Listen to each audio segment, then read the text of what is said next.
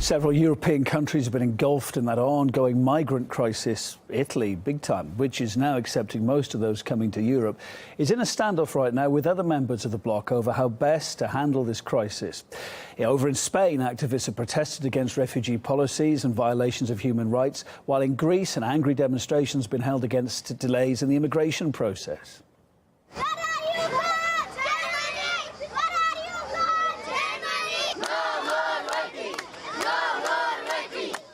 In fact, those delays have left thousands separated from their families and basically stranded in Greece. Divisions between different ethnic groups have also been emerging in these overcrowded camps to add to the problems.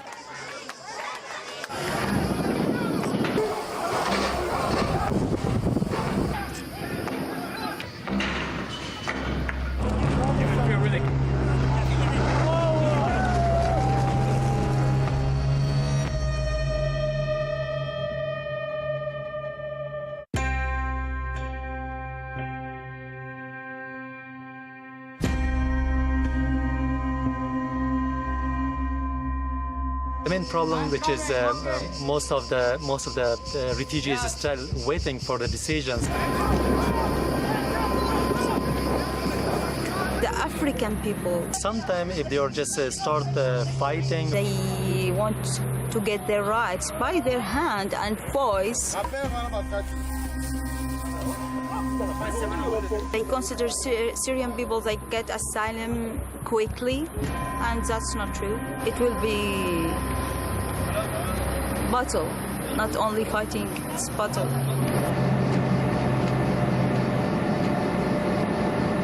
People coming from Africa feeling neglected. When they arrived, suddenly, they faced the different treatment because of their skin color or because of different other variables. When you feel that not receiving your interview in a couple of months, but in 4, 5, 6 months, you're seeing that there's a long rejection rate for your community or for the group of people you are from, your tension and your frustration raises.